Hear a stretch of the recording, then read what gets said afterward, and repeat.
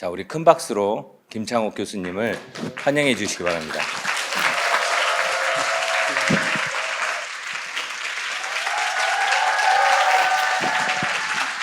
안녕하세요. 김창옥입니다. 네. 저 상처받았습니다. 저는 이런 박수 안 보내. 네. 저희가 앉아서 좀 하겠습니다. 원래 앉으면 스님 같아서 안 앉으려고 그랬는데, 네. 자, 제가 아까 서두에 말씀드린 것처럼 이렇게 형식이 좀 바뀌었습니다. 예전에는 이렇게 혼자 강연하고 하셨는데, 이제 사연을 저희가 미리 좀 받았고요. 또 혹시 몰라서 또 여기 조금 더 쉬는 시간에 더 놔뒀습니다. 그래서 정말 여기까지 이 평일날 오시기 쉽지 않으셨을 겁니다. 그래서 속에 있는 말씀 용기 있게 해 주신다면 정말 좋은 시간 되시지 않을까 싶습니다. 마이크 입에 대죠. 네. 땀 보이시나요? 더워서 그런가요? 말로 먹고 사는 게 쉬운 게 아닙니다, 대표님. 그냥 이거 주댕이 깐다고 생각하셨겠지만 네. 보통 일이 아닙니다. 네. 우선 여기에 오신다고 LA에서 오신 분이 계세요. 네. 근데 목적을 가지고 오셨네요.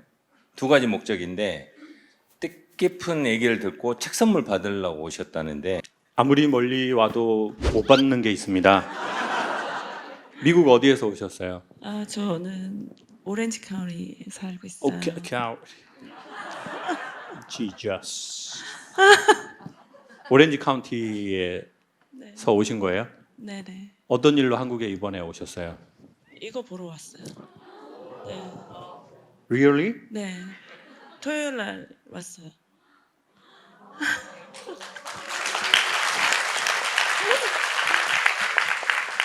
누구랑 오셨어요?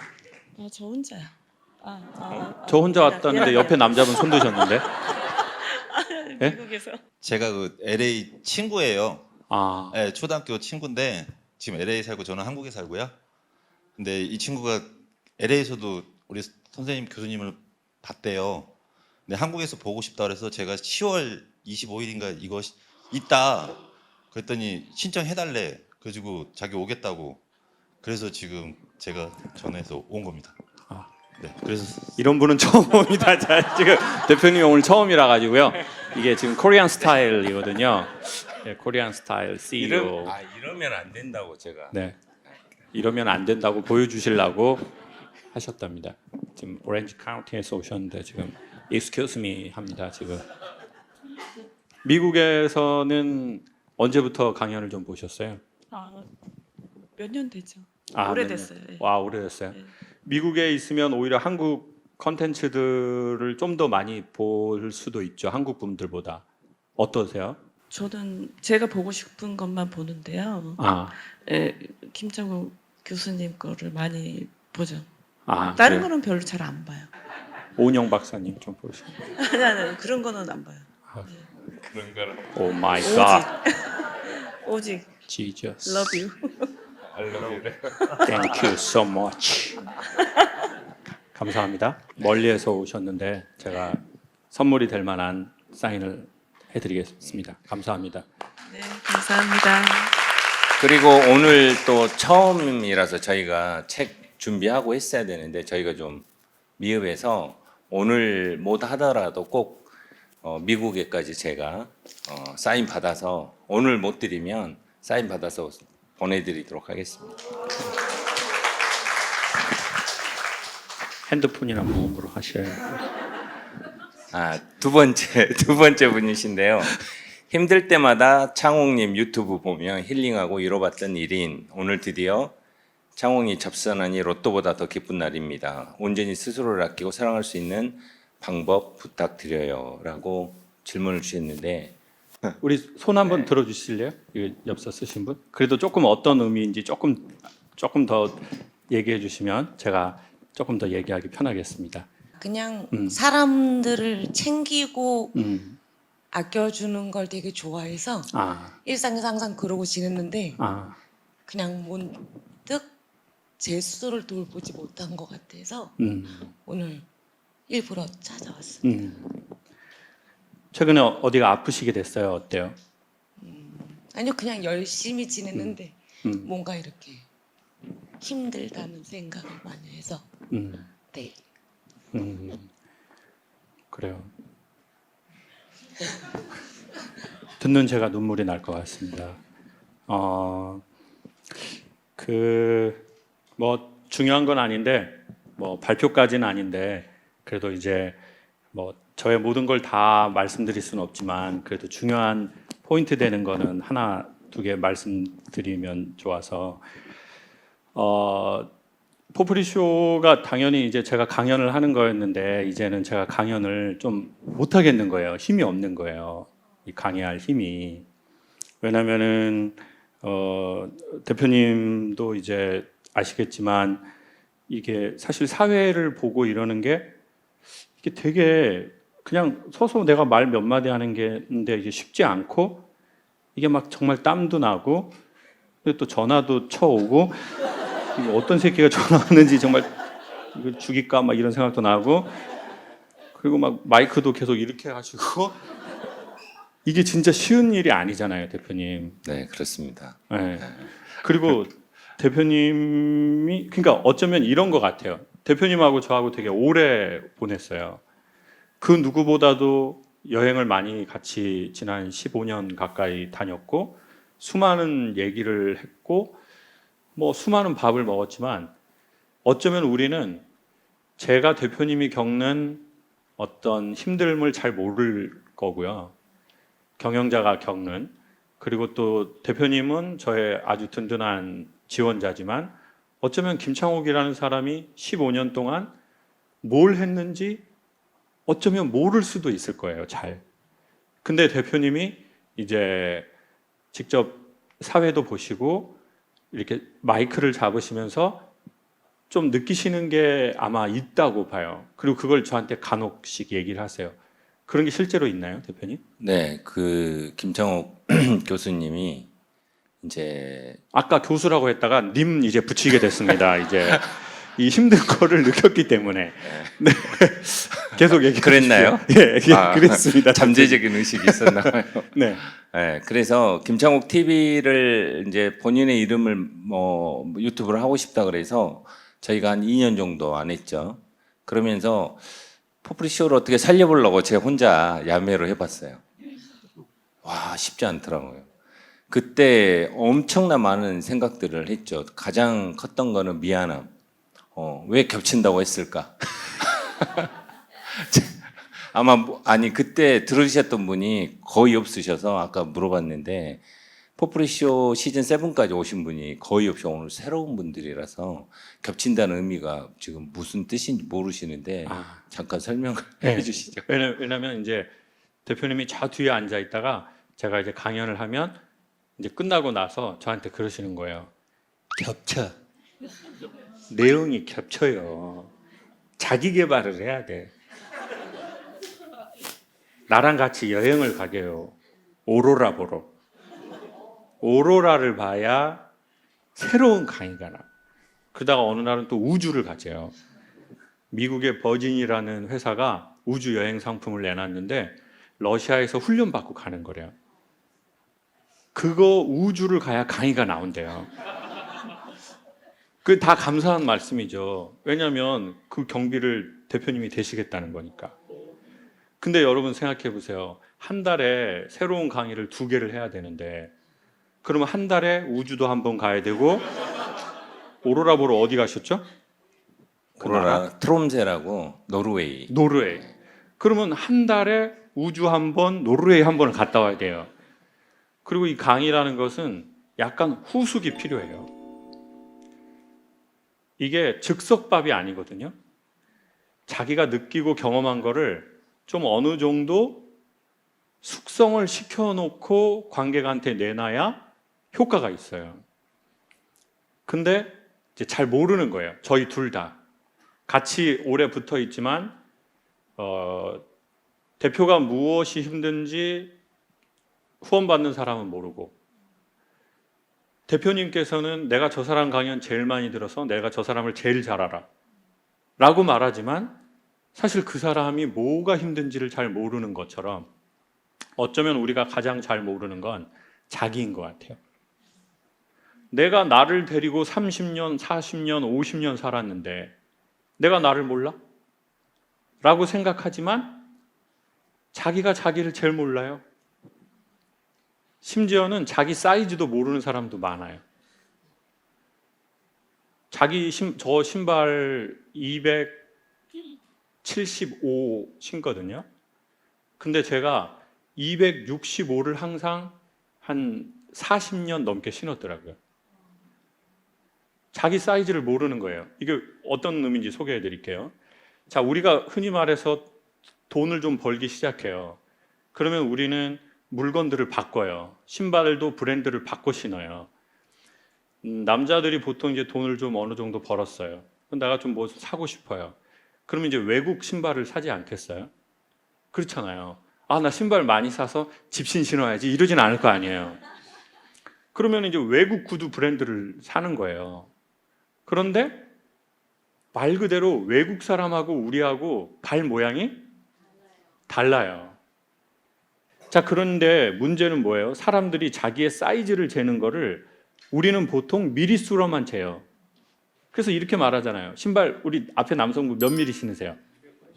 280mm 신는다고 그러잖아요. 우리 남성분은요? 260. 옆에 여성분은 240. 여러분 각자 다 이렇게 240, 260, 280이라고 말하잖아요. 근데 신발에는 라스트라는 게 있어요. 발볼. 그걸 컵으로 나눠요. C컵, D컵. C컵에서 왜 웃으세요?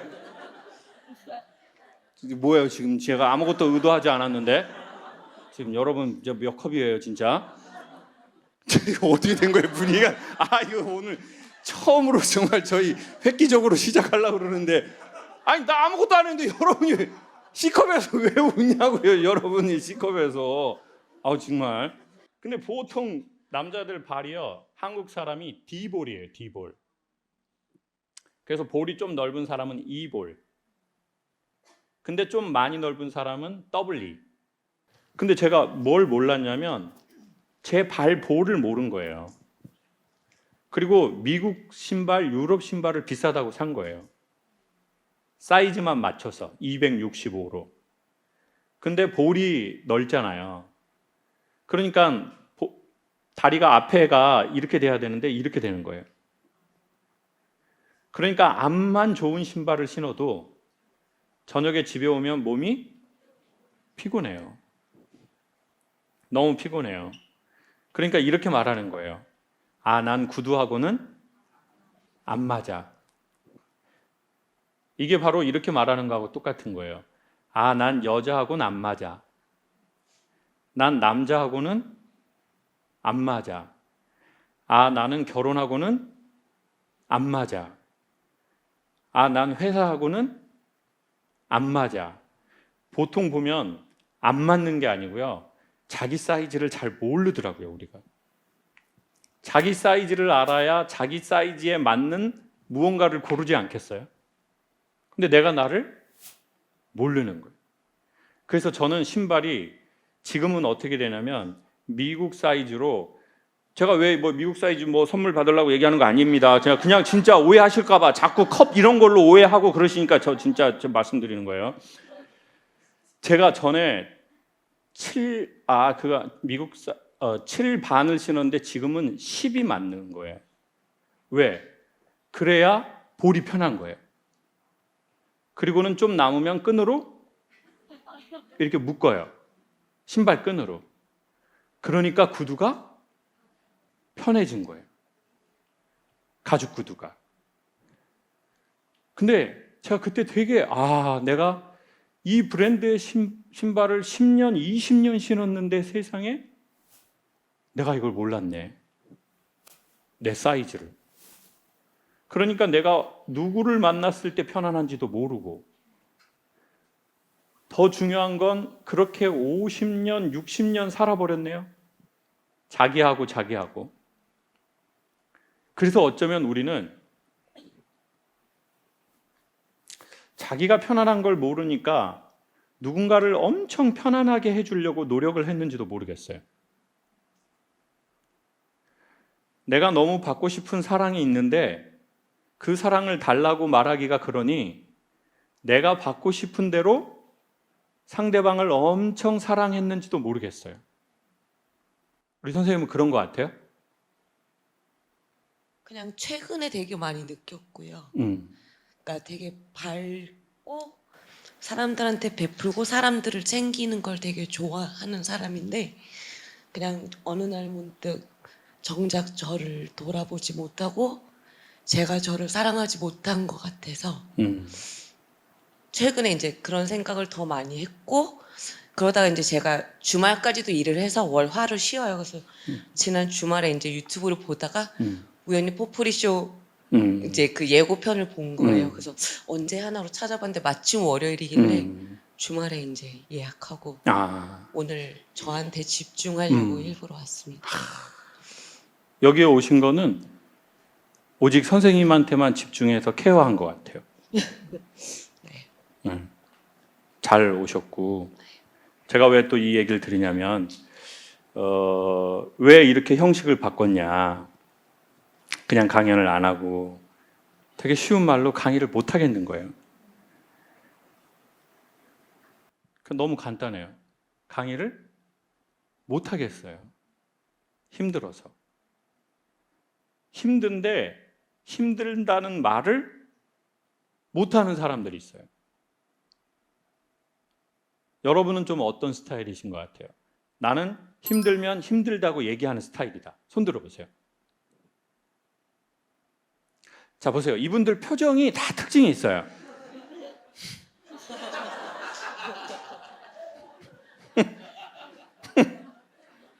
얼마나 오래 산다고 뭐 인간. 내 주변 것들은 뒤져도 나는 힘들어요. 난 말해야 되겠어. 난 성격 자체가 그런 사람이니까. 자, 그래서 손 들 때 이분들 되게 스웩 있다고요. 자, 두 번째, 나는 내가 힘들어도 힘들다는 말을 잘 하지는 않는다. 손 들어보세요. 보세요. 이분들 손 어떻게 든 줄 알아요?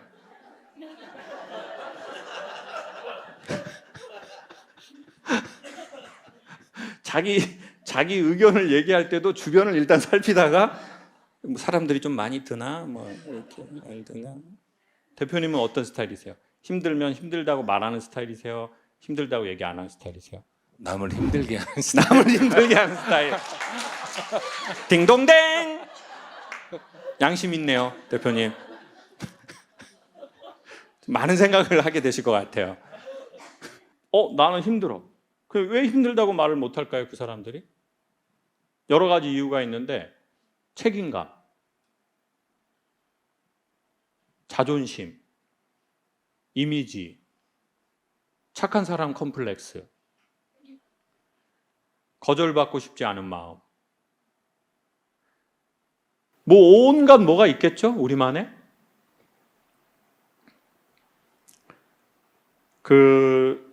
제가 김창욱 TV에서도 아직 얘기를 안 한 내용인데 11월에 이제 얘기하려고 그러는데 이 유튜브를 한번 시작했잖아요.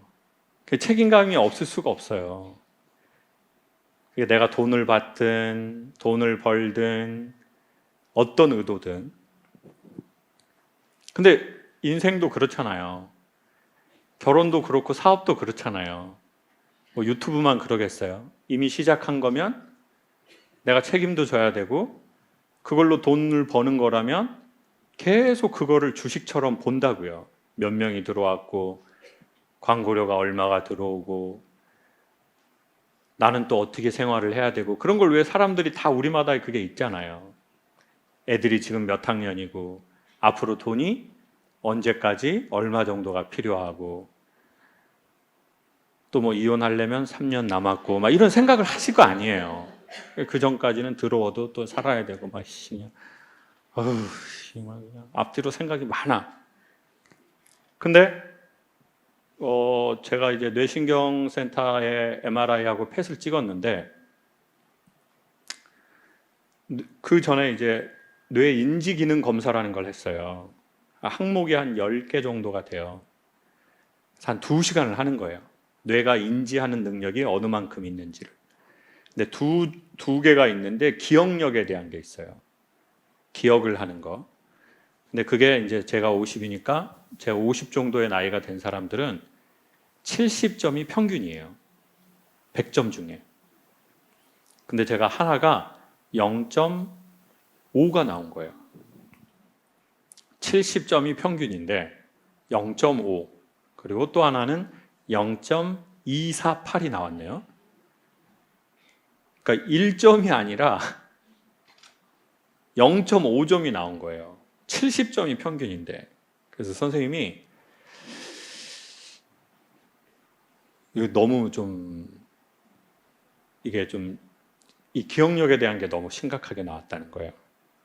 그래서 알츠하이머 검사를 해봐야 되겠다는 거예요. 근데 이렇게 된 지 좀 오래됐어요. 뭐 사람 얼굴도 잘 헷갈려 하고 그리고 저 어디서 봤죠? 그러면 사실 모르겠는 거예요. 그런 지가 좀 오래됐어요. 그리고 숫자를 잘 기억을 못하고 최근에는 누군가가 저에게 스케줄을 물으면 속으로 엄청 화를 내요. 엄청 화가 나는 거예요. 왜 나한테 물어? 그래서 이게 이상한 거 같은 거예요, 제가.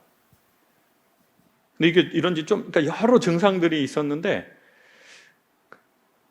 그게 알츠하이머든 알츠하이머가 아니든 다 어떤 거를 가리키는 느낌이 드는 거예요. 그래서 선생님이 술을 하냐는 거예요.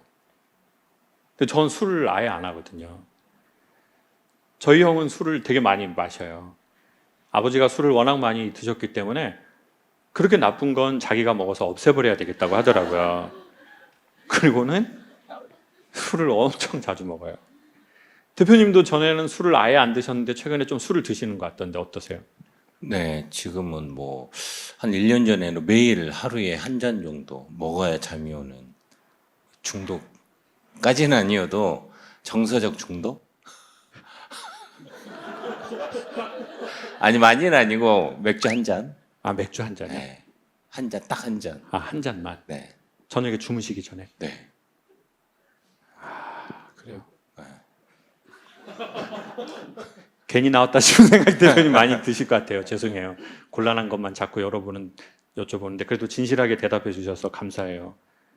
아니 제가 그래서 하루는 제가 정신이 없는 상태에서 그거를 거의 원샷을 했나 봐요.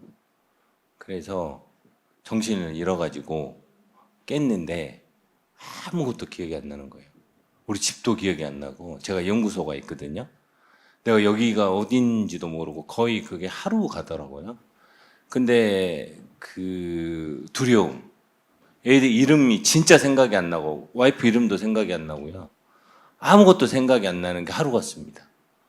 그러면서 이제 검사를 하셔가지고 이제 그런 진단을 받았다고 하시길래 저는 엄청 걱정도 되고 이제 어떻게든 뭐 또 안심도 시켜드리고 하고 싶은데 그거를 저는 뭐 우연찮게 한번 하루 정도 경험을 해본 경험자로서.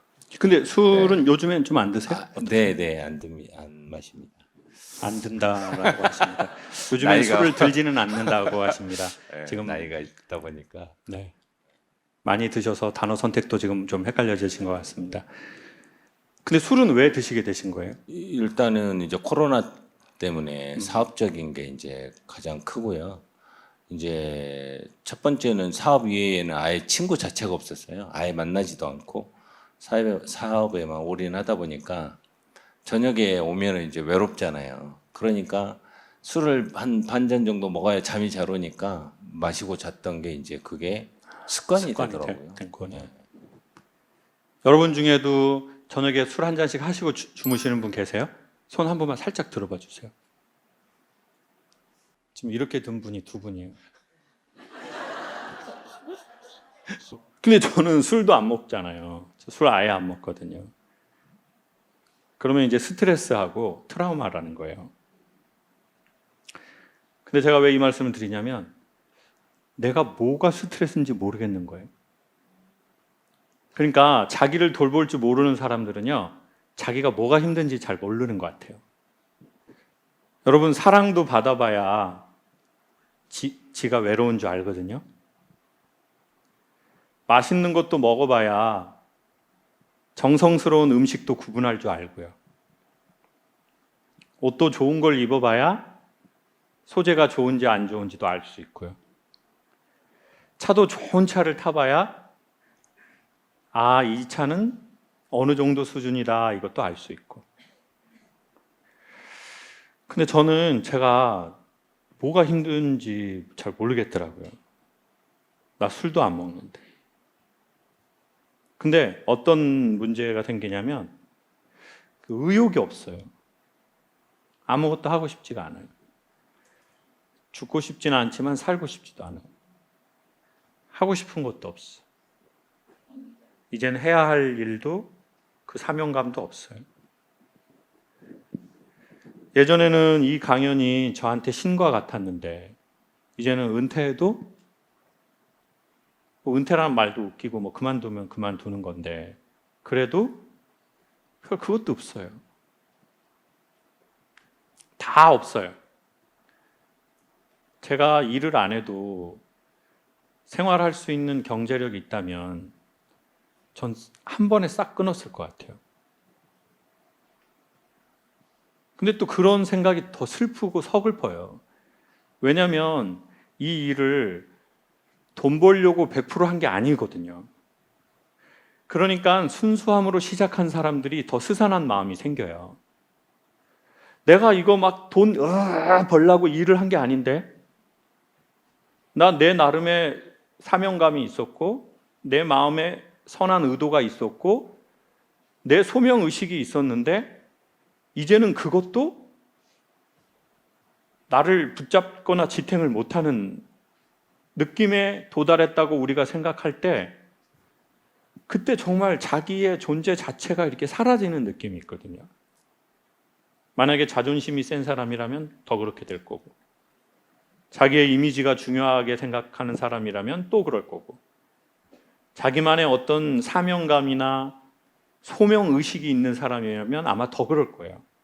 그리고 그걸 인정하고 받아들이는 게 매우 어려울지도 몰라요. 이젠 자식도 싫다 이러는 어머니의 마음. 아, 이제는 뭐 나 가정이고 뭐고 나도 모르겠어. 이제 뭐 소명? 나 그런 것도 모르겠어. 나도 힘들어. 자기가 그 힘이 없어진 자기를 발견하는 사람이 나 진짜 이렇게 시작한 거 아닌데. 그러니까 열정이 강했을수록 권태의 골짜기가 깊거든요. 원래 오늘 이 얘기를 하려고 하지 않았어요. 이거 김창욱 TV에서 하려고 그랬어요. 왜냐면 그쪽이 구독자 많아가지고 제가 이제 그쪽에 살려고 그랬는데 선생님이 그 얘기를 하시니까 하게 된 거예요. 김창욱 TV에 아직 저희 PD한테도 담당 PD한테도 얘기 안 했는데 김창욱 TV를 이제 2달에 한 번만 하려고요.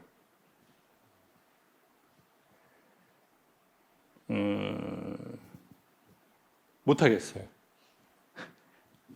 매달 새로운 얘기를 하는 게. 내가 이렇게 책임감 있게 할 그게 안 되는 것 같아요. 그리고 이제 대표님한테도 얘기를 한 거죠.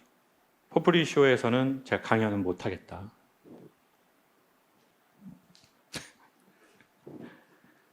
못하겠어.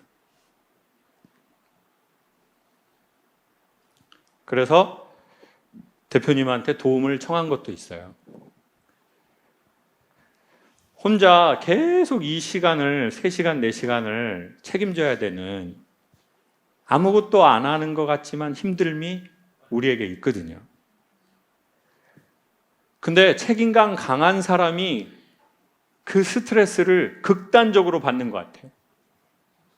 자존심 센 사람,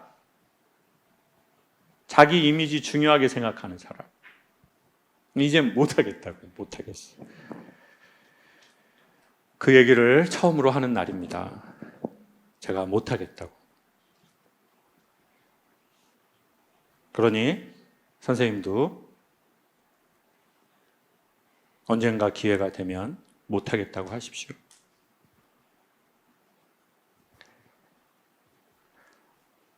알츠하이머라고 판정이 되면 더 일을 줄이고, 만약에 그렇지 않다 하더라도 저는 당분간은 예전처럼 살지는 못할 것 같아요. 뭔가 새로운 방안을 강구하며 살아야 될 것 같아요. 계란 팔려고요. 제 얘기를 듣고 관객 중에 저한테 무슨 말을 해주고 싶으신 분들이 계실 텐데 손 한번 들어보세요. 그래, 우리 남자분한테 마이크 한번 주세요. 저희 사전에 하나도 약속하지 않았습니다. 잠깐 중간중간에 네. 저한테 말도 좀 걸어주세요. 가만히 앉아 있는 것도. 아니, 지금 이렇게 하셨으니까 진행 좀 해주세요. 아, 네. 우리 김창욱 교수님한테 하실 말씀. 교수님을 늘 그냥 마음속에 항상 담고 살아왔던 것 같아요. 그래서 100마디 말보다는 그냥 안아드리고 싶은 마음이 제일 컸어요. 네.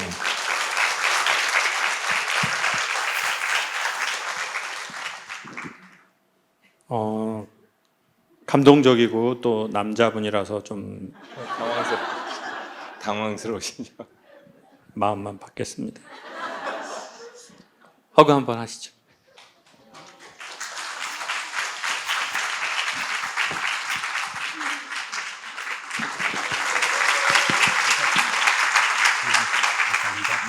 고맙습니다. 여성분을 대표해서 누가 저에게 하실 말씀이 있다면, 제 얘긴 다 했으니까 한번 해주세요. 아, 우리 저쪽에 우리 여성분.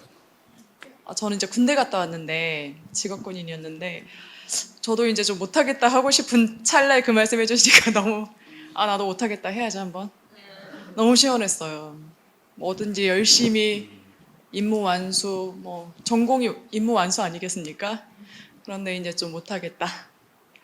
왠지 좀 뭘 다 내려놓는 느낌보다는 뭔가 좀 자유로워지고 더 힘을 얻는 느낌? 그 말씀 해주셨을 때 그랬던 것 같아요. 제가 오늘 듣고 싶어서 만나봅니다. 그 말씀. 감사합니다. 아까 그 신발 얘기하실 때 사이즈 말씀을 주셨잖아요. 그거를 들으면서 저도 궁금한 게 하나 있는데요. 저는 예전에 한 75kg 나갔을 때 M을 입었거든요. 극단적으로는 S까지도 입었어요. 근데 이제 몸이 10kg 더 불어가지고, 근데 그 M을 못 버리겠는 거예요. 그래서 라지를 입어야 저한테 편하고 딱 맞는데, 아직도 M을 고수하고 있어서 그런 심리적으로 그런 게 있는데 어떻게 하면 좋을까요? 살을 빼는 게 맞겠죠. 일단 전에 있는 옷은 당근마켓에 내놓으시는 게 좋을 것 같고요. 어쩌면 인정하기 싫은 마음이든 자존심이든 아니면 희망의 끈을 놓지 않는 것이든 그런 것 때문인 것 같아요. 나는 그때로 돌아갈 거야. 돌아갈 수 있어. 그러니까 옷이 아까워서라기보다 내가 지금 상황, 내 마음과 몸의 상황을 인정하지 않는 거잖아요. 이건 잠시 잠깐 있는 상황이야.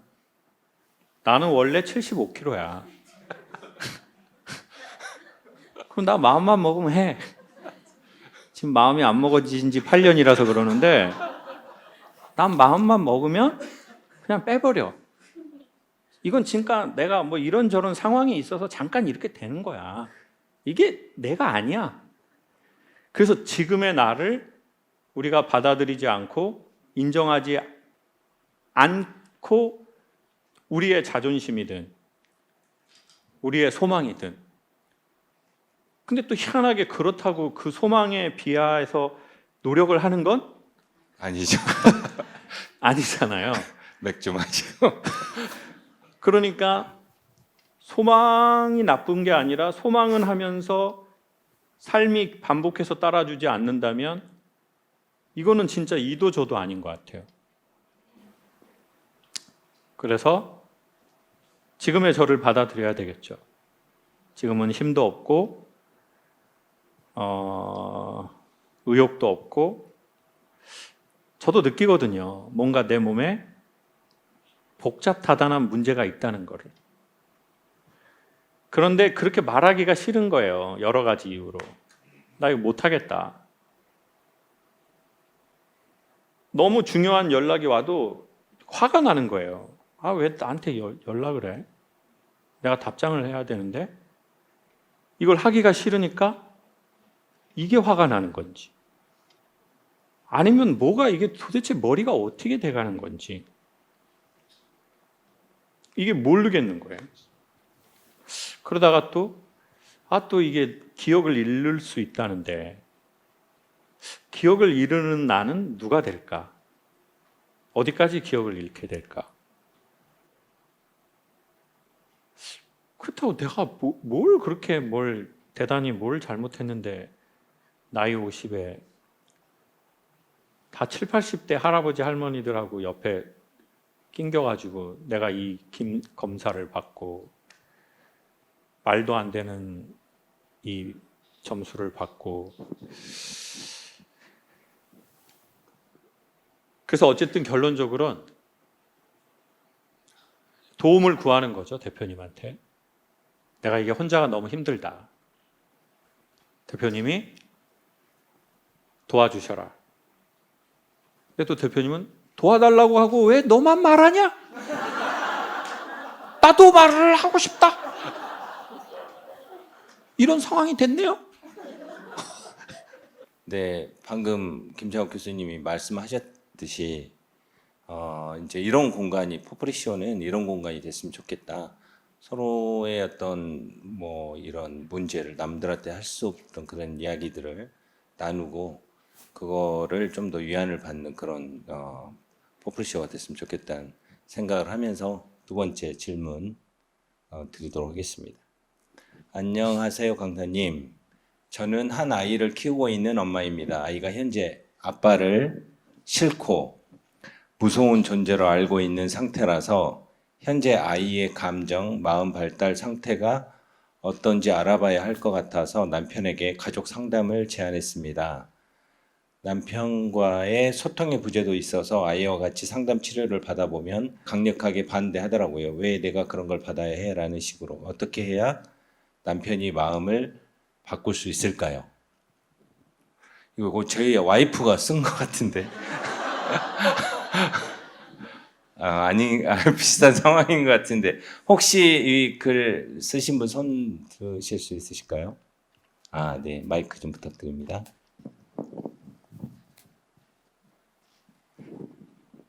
얼굴은 불편하시면 뒤에서만 찍어도 괜찮습니다. 그렇게 해드릴까요? 아니, 괜찮습니다. 괜찮아요? 네, 네. 아니 남편분이 안 괜찮을까봐. 괜찮아요. 괜찮아요? 네. 어떤 내용이에요? 아이가 어렸을 때 아빠가 이제 훈육을 한다고 조금 때렸는데 그 기억이 너무 이제 심하게 아이한테 이제 강하게 박혀 있는지 아빠는 싫어. 아빠는 무서워서 싫다. 이렇게 얘기를 해서 아빠가 하는 얘기를 아예 들으려고 하지를 않아요. 근데 아빠는 자꾸 자기만의 틀에 아이를 넣으려고 하다 보니 자꾸 이제 부딪히는 거예요. 그러다 보니 아빠가 훈육을 하면 아이가 10분, 20분, 1시간을 울어도 절대 타일러주지 않거든요. 아이가 지쳐서 울 때까지 가만히 내버려 두다가 너가 다 울고 얘기해. 근데 이제 지금은 아이가 5살인데 3살, 4살 아이가 무슨 얘기를 할 수 있어요. 지금 5살인데도 얘기를 잘 못하잖아요. 근데 너 다 울었으면 얘기해. 근데 이제 아이가 알아듣지 못하는 단어를 사용하면서 자꾸 자기만의 틀에 아이를 넣으려고 하니까 아이는 자꾸 불안해하는 모습을 이제 제가 보게 되거든요. 그래서 조금 가족 상담을 받아보는 게 낫지 않을까. 남편과 저하고도 관계가 그렇게 좋지 못하다 보니 조금 받아보면 신랑과 저하고의 관계도 그렇고 아이와의 관계도 그렇고 아이한테 지금 현재 어떤 문제가 있는지도 조금 알아볼 수 있지 않을까 싶어서 그런 얘기를 했는데 내가 왜 그런 상담을 받아야 해? 나는 문제가 없는데 라는 식으로 얘기를 하니까 자꾸 부딪히게만 되고 그냥 싸움으로만 이어지고 이렇게 되다 보니 전혀 지금 소통이 안 되는 상태예요. 선생님은 강연을 들은 지 좀 오래되셨어요? 저는 한 달 정도 된 것 같아요. 한 달.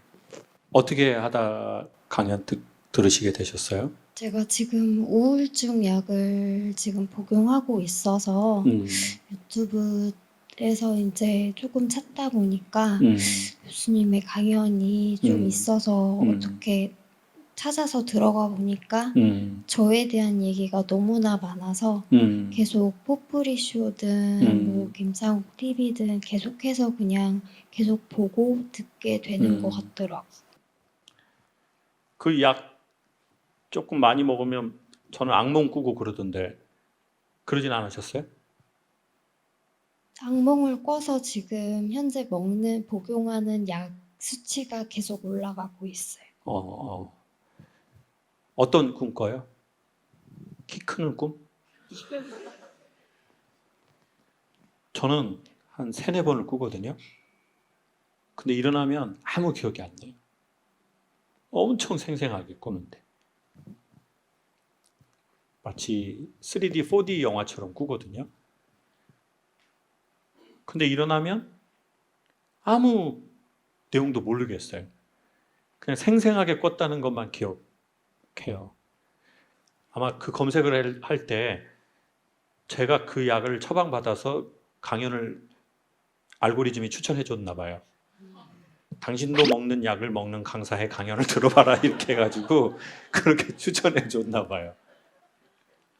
정신과 약을 먹는 게 문제가 아니라 우리가 정신과 약을 먹고 정신과에 왔다 갔다 하고 상담을 받고 뭐 그런 것에 대한 우리의 생각 있잖아요. 그러니까 상담을 받는다는 거에 대한 우리의 생각, 정신과 약을 먹는다는 거에 대한 우리의 생각, 그 생각의 왜곡과 진실과는 상관없는 불편한 사고들이 우리의 상황을 더 힘들게 했던 것 같아요. 제 경우에. 근데 지금은 제가 왜 이걸 얘기하냐, 그냥 그 사건을 그 사건으로 말하는 것 같아요.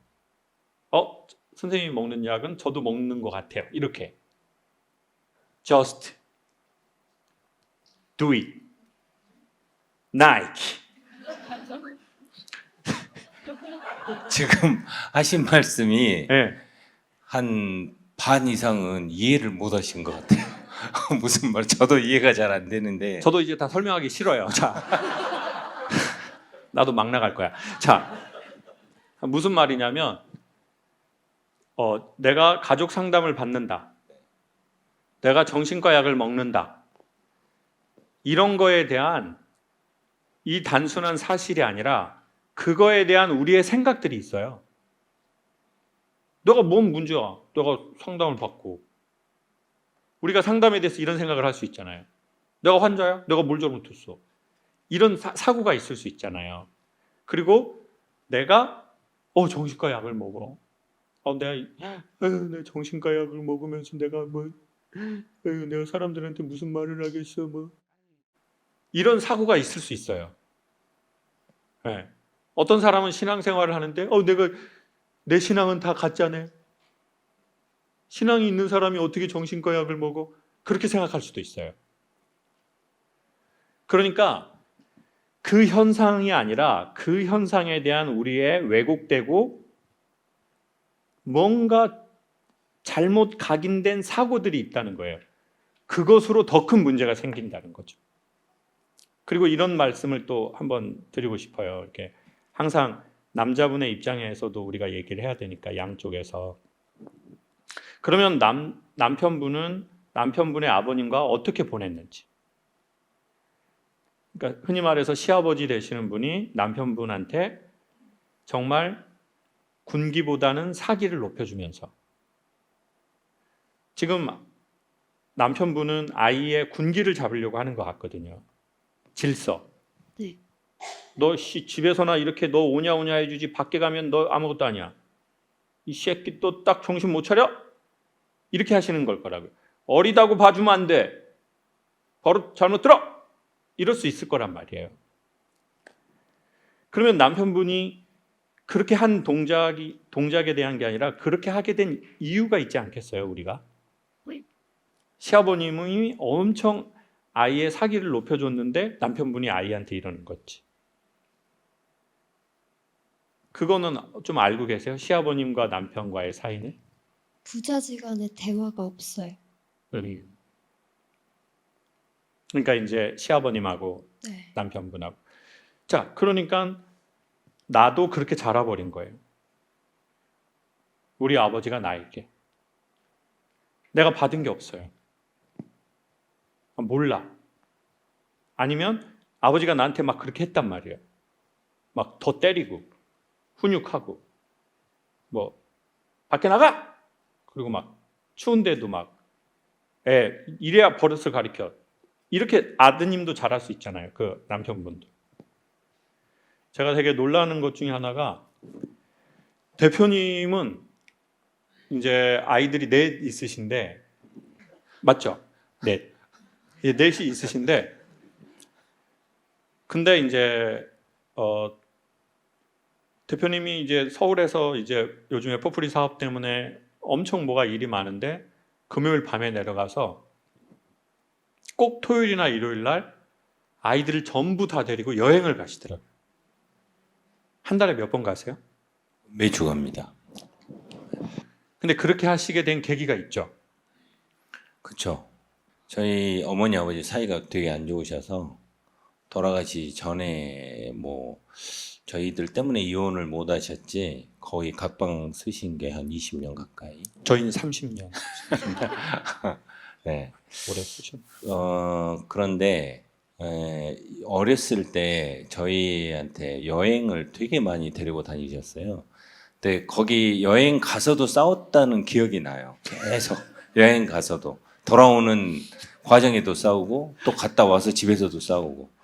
근데 저희 누나랑 저희 딱 둘이 있는데 그런데 그 여행 가는 그 설레임 어렸을 때 저희 아버님이 그 영업사원이어서 봉고차가 나왔거든요. 그때 막 처음 나왔을 때 봉고는 누워서 갈 수 있잖아요 뒤에. 그래서 누워서 밖에 창밖 보고 그랬던 기억들 그런 것들 때문에 이제 아이들을 저희가 이제 뭐 무심결에 많이 놔버렸어요. 무심결에. 네. 많이 어머니도 그렇게 무심결에 많이 나셨죠? 저희 여섯 명. 네. 엄마 6번 했다고 그랬어요. 저도 딱 4번 했는데 7번도 아니고. 그래서 저희 그런 기억들 때문에 두 가지잖아요. 나는 아버지가 저렇게 부모님이 해서 그걸 따라하는 경우도 있을 거고 나는 저렇게 안 해야 되겠다는 그런 생각들 확고하게 있었던 것 같아요.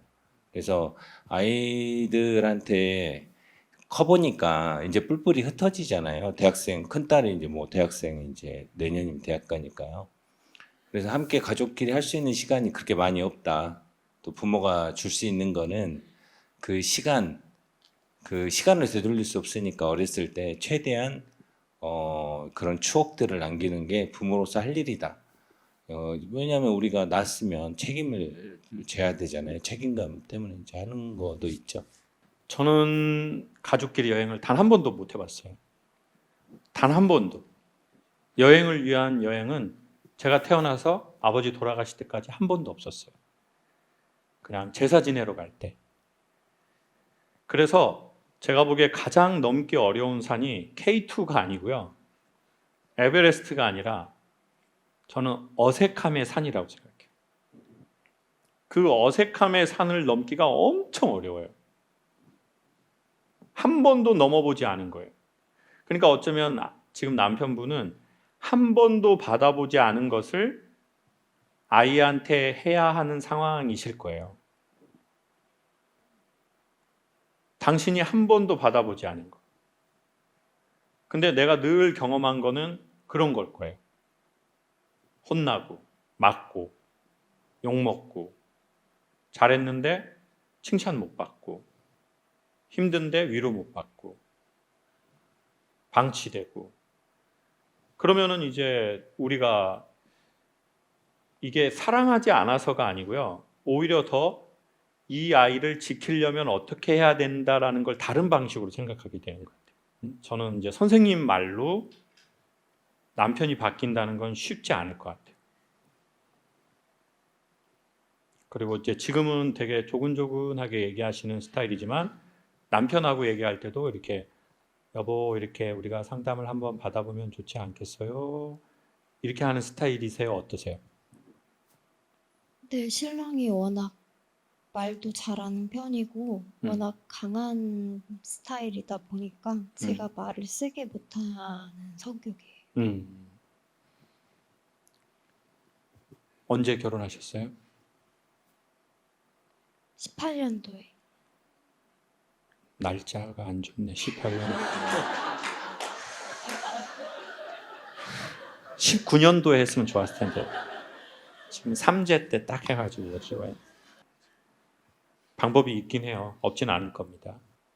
일단 남편분에게는 지금 상담이 필요하다기보다 만약에 하실 수 있는 범위 안에서 인정할 만한 거리를 조금 더 찾아보고 남편을 인정하는 말들을 조금 해주시면 어떨까 싶어요. 어쩌면 남편분은 아버님한테 인정을 많이 못 받았을지도 모를 것 같아요. 그래서 세상에 당연한 것은 없으니 지금 선생님이 요구할 만한 것들이 여러 가지가 있을 수 있겠지만 그거는 잠깐 이렇게 유보하고 인정할 만한 것들을 좀 인정하고 그리고 남편한테 이렇게 할 때는 이미 그러시겠지만 좀 부탁하듯이 말하면 좋을 것 같아요. 여보 이게 뭐 호칭을 뭐라고 하세요? 오빠? 자기야. 자기야 그러면 자기가 조금 힘들겠지만 이렇게 조금 해줄 수 있으면 어떨까 해요. 이렇게 그렇게도 좀 얘기하시는 스타일이시죠? 네. 그렇게 얘기해서 안 되면은 세게 해야 되는 거 아닌가요? 자, 기도합시다. 자, 우리가 기도 외에는 방법이 없습니다. 우리가 금식하면서 지금 기도합시다. 자, 뭐 기도 외에는 방법이 없고요. 근데 기도는 제가 보기에는 실질적인 효능이 있는 게 우리는 자꾸 이렇게 기도하잖아요. 저 사람을 바꿔주세요. 상황을 구원해 주세요. 근데 진짜 좋은 기도들을 하면 마음의 평화가 오는 건 내 마음에 먼저 평화가 오는 것 같아요. 그럼 내 마음의 평화가 왔을 때 내 마음에서 나가는 언어나 표정들이 남편분과 아이가 가장 실질적으로 잘 경험하게 되는 실체거든요. 근데 이제 엄마가 더 불안해지고 엄마가 이제 불안하다가 나중에 화가 날 수도 있고 아니면 우울해질 수도 있고 그러다가 또 막 파이팅 해보려고 하다가는 호흡이 업됐다가 또 이게 훅 꺼지면 또 우울해지면 우리가 조울증이 오거든요. 그러면 이제 아이도 이 감정선을 금방 알게 되고 그러면 난 또 내가 또 좋은 엄마는 아니네. 그건 자책하게 되면서 또 술이 땡기고 그럼 저녁에 맥주 한 캔씩 마시고 자다 기억을 잃게 되고 제 아내도 엄청 착하고 저한테 순종적이었는데요. 지금 제일 무서운 게 제 아내예요. 왜냐? 이런 순종적인 사람이 어쩌다 한 번씩 내는 화는 잊혀지지가 않더라고요. 그래서 그것도 한번 제가 추천 한번 드려봅니다. 그래서 대표님이 좀 바뀌었어요? 긍정적으로? 바뀌었죠. 네, 무섭더라고요 이제. 그래서 모든 걸 다 예스 하는 것도 좋은 건 아닌 것 같아요. 네. 왜냐하면 습관이 되더라고요. 습관이. 네. 예전에 제가 설거지를 저도 이제 사업하고 들어가서 하면 힘들잖아요. 설거지를 계속 밥 먹고 제가 해줬거든요. 어느 날 고마운 줄 모르더라고요. 그래서 설거지를 끊기 시작했거든요. 근데 처음에는 화를 또 내긴 하더라고요. 근데 이제 당연하게 이제 그런 순서가 된 거예요. 밥 먹고 나는 이제 들어가서 그 거실에서 TV 보는 거가 딱 일상이 되다가 명절날 제가 이제 피곤할 것 같으니까 또 설거지를 한번 해줬죠. 되게 고마워했거든요. 그러니까 무슨 말이냐면 너무 그러니까 뭔가 저 사람은 저래 저건 당연하다라고 생각하게끔 하시고 있는 건 아닌지 또 이렇게 한번 생각해 보시면 좋을 것 같다는 생각이 듭니다. 네. 괜히 했나요? 안 들은 걸로 하도록 하겠습니다, 선생님. 그러면 더 집안에 더 큰 분란이 올 것 같아가지고 이거는 대표님 개인적인 케이스로 하고 그냥 기도 많이 하는 걸로 하시죠. 우리 그냥 저도 생각나면 선생님 위해서, 아이 위해서, 남편분 위해서 종교를 떠나 기도해 드리겠습니다. 박수 한번 주시죠. 마지막으로 한 분. 네. 투 창호님께 남편이 없을 때는 치근한 마음이 들다가 집에 있는 모습은 괜시리 말하기 싫고 모든 행동이 싫은 까닭은 어찌해야 할까요? 60대신데 그냥 뭐 없으면 치근하고 있으면 짜증나고 아마 그런 상황이신 것 같습니다. 혹시 손 들어 주실 수 있나요? 마이크 좀 부탁드립니다. 결혼하신 지는 올해 몇 년 되셨어요? 지금 45년 됐는데요. 45년. 5년. 근데 제가 직장에서 같은 직장에서 만났어요. 상사로. 상사로 만나갖고 여태까지 뭐든지 남편이 이렇게 시키는 스타일.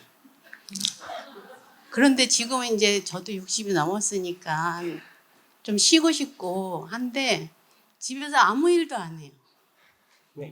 아무 일도 안 하고 그냥 반찬투정하고. 그러니까 저도 이제 남편한테 그러는 거예요. 저도 나이가 이제 먹으니까 서로 이제 반반씩 하자. 근데 그게 안 되는 거예요. 근데 나가 있으면은 되게 이렇게 여태까지 살아온 것도 측은하고 힘들고 불쌍하기도 해요. 저 같은 여자 만나서 이제 살아준 것도 감사하고 한데 딱 문 열고 들어오면 그때 이제 짜증이 나는 거예요. 그럼 아무것도 어떻게 안 해요. 아버님은 어떻게 뒤져야 될까요? 어떻게 해야 될까요? 이래도 안 되고 저래도 안 되고 사신 건 또 힘들게 살았는데 또 집에 오면 또 도와주지도 않고 어떻게 그래서 청소를 해도 이렇게 제가 청소기를 돌려도 소파에 앉아서 다리만 반짝 들고 앉아 있는 스타일.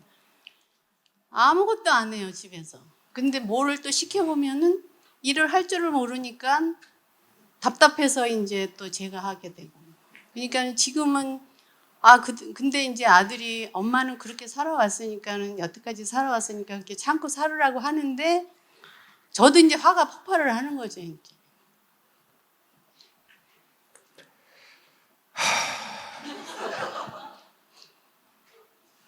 다시 35년 전으로 돌아가신다면 그 상사님과 결혼하시겠습니까? 안 하죠. 제가 지금도 그래요. 자기는 옛날에 태어났으니까 살지. 지금 태어났으면 지금 아들이 며느리한테 하는 거 못 보냐고. 그래도 무슨 명절 때 이렇게 상을 차려서 밥을 먹고 나도 빈 그릇 하나 갖다 놓는 법이 없어요. 그러니까는 며느리 보기도 미안하고, 그러니까 어떻게 해야 될지도 저도 모르겠고 남은 인생을 어떻게 살아야 될지 좀 걱정도 되고. 근데 또 선생님이 남편분과 이혼을 하면 지역사회의 다른 여성이 또 피해를 보잖아요. 그분은 나이도 많은데 또 새로운 피해자가 생기고. 제가 그래서 항상 그런 얘기 했죠. 젊었을 때부터 싸울 때는 이 남자는 내가 먼저 죽고 한 3년만 다른 여자하고 살아봐야 내가 얼마나 잘해줬나를 알 거라고. 그런 얘기하면서 맨날 싸워요. 근데도 그걸 깨닫지를 못해요.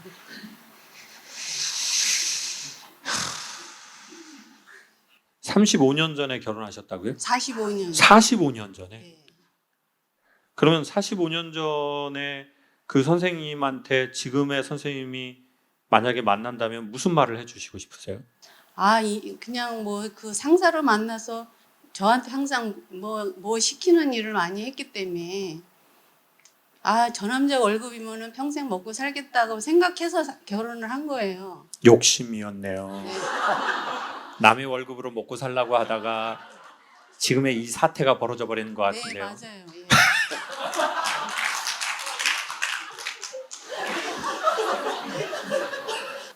지금의 젊은 세대들한테는 어떤 말씀을 해주시고 싶으세요? 결혼하기 전에 아가씨들한테. 아가씨들한테 이제 김창혁 교수님 강의를 많이 들으니까 이제 그 부모님을 보고 결혼해라. 항상 제가 그렇게 이제 권면을 하죠. 부모님을 보고 결혼해라. 네.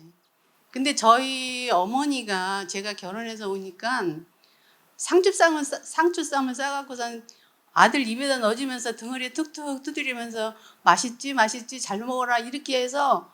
그리고 옛날에는 재래시식집에 부엌이 없었잖아요. 그쵸. 근데 뜨뜻한 물 떠다가 방에다가 발 닦아주고 그랬대요. 그래서 제가 우리 어머니한테 어머니는 왜 이렇게 아들을 이렇게 키우셨어요? 그랬어요. 그랬더니 네 아들이나 잘 키워라 그러시더라고요.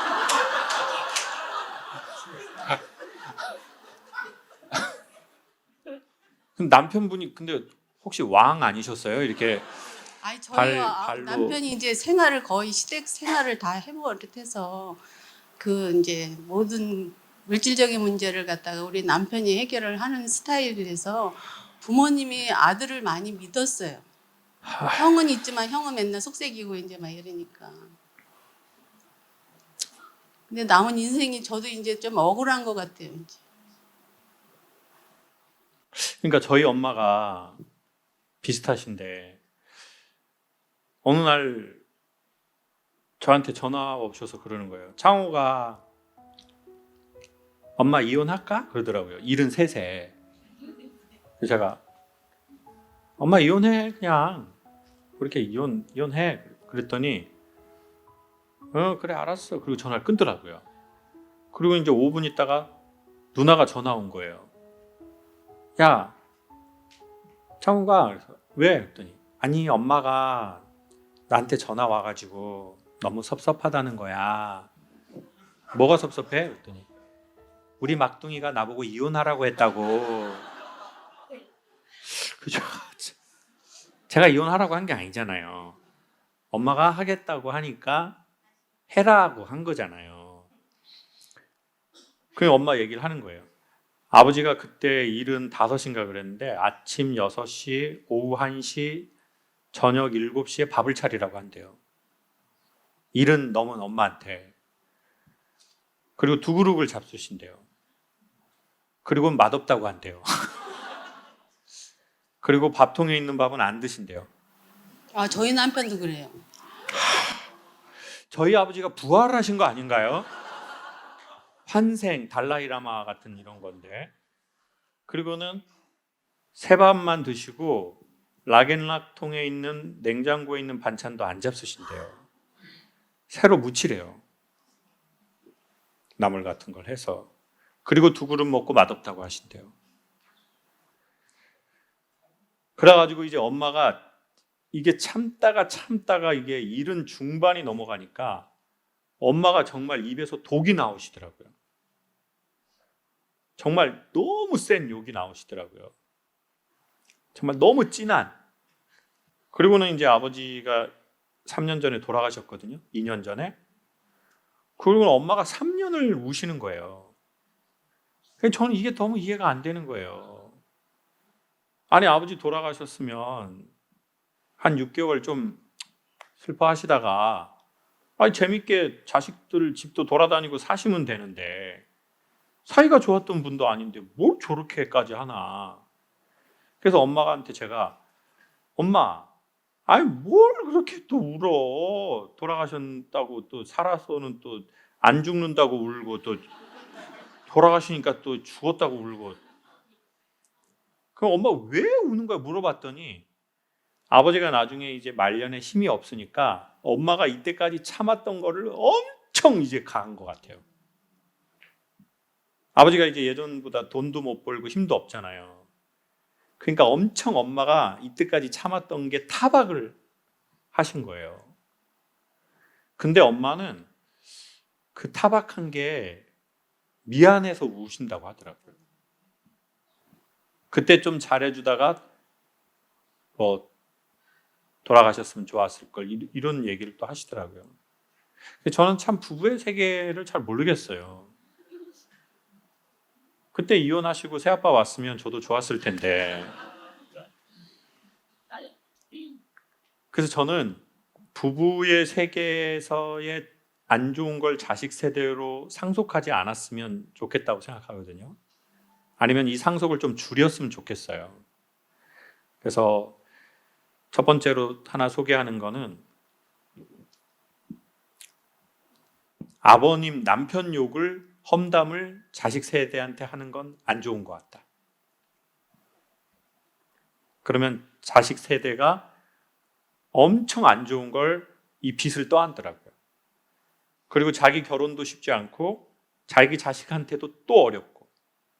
그러니까 이게 막 3대, 4대, 5대로 계속 이 빚이 악성 빚이 넘어가는 느낌이에요. 그리고 어머니는 아버님과 계속 사실 건가요? 지금으로서는 이혼도 못하고 그냥 애들이 있으니까 이제 또 참고 사는 거죠.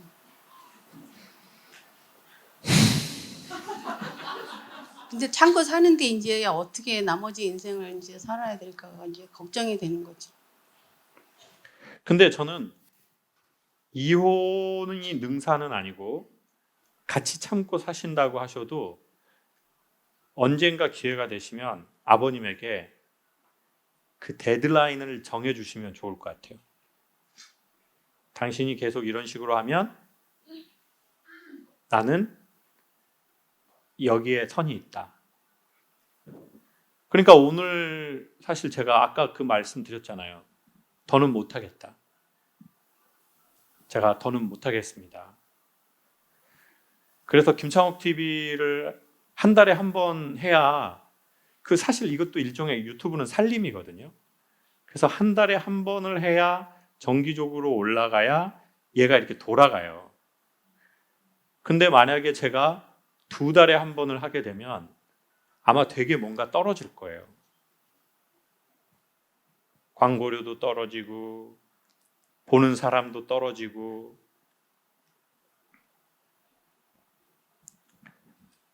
그래도 못하겠어요. 저는 이제. 그래서 어머니가 과연 어디까지 하실 수 있는지, 아니면 지금도 말은 이렇게 하시지만 견디실 수 있는 건지, 응원을 해달라고 하는 건지, 아니면 내가 마지막 지점에 온 건지. 여러분이 응원을 해주신다고 살아날 수 있는 단계를 전 넘어간 것 같거든요. 그래서 최종적으로 내가 나를 구원하지 않으면 남들이 나를 구원할 수 없는 단계로 저는 넘어간 것 같아요. 그럼 어머니는 지금 어느 정도인지, 뭔가 이렇게 아들과 사람들의 지지와 사랑이 필요한 건지, 아니면 이미 견디실 수 없는 단계로 넘어간 건지. 그러면 그 견디실 수 없는 단계로 넘어가면 누구만 어머니를 구할 수 있냐면 어머니만 어머니를 구할 수 있습니다. 이 얘기는 다 이해하셨을 겁니다.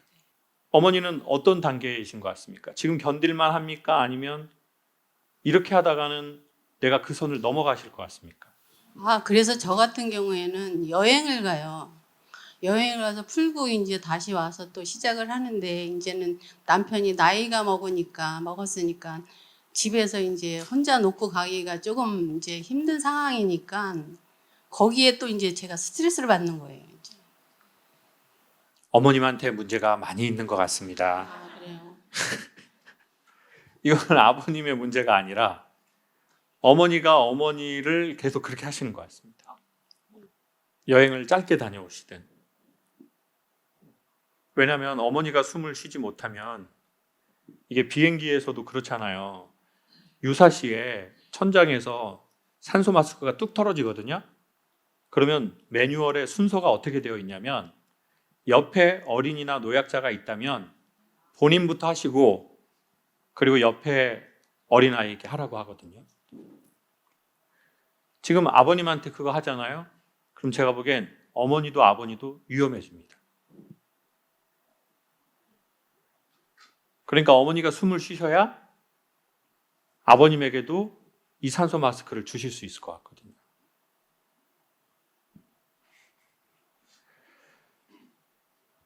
대한민국의 60, 70대 되신 어머니들의 아픔과 슬픔입니다. 부디 이 프로를 60, 70대 아버님들이 보신다면 밥을 좀 혼자 해잡수시면 좋겠습니다. 포프리 즉석밥. 포프리 즉석밥이 있답니다.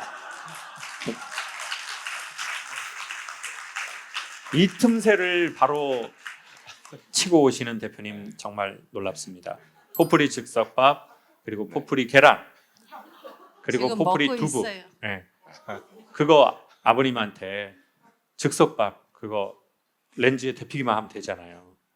그리고 계란 후라이 하시라고 하고 그렇게 조금 며칠만 드셔도 괜찮습니다.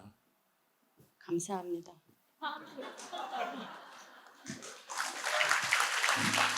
네, 감사합니다.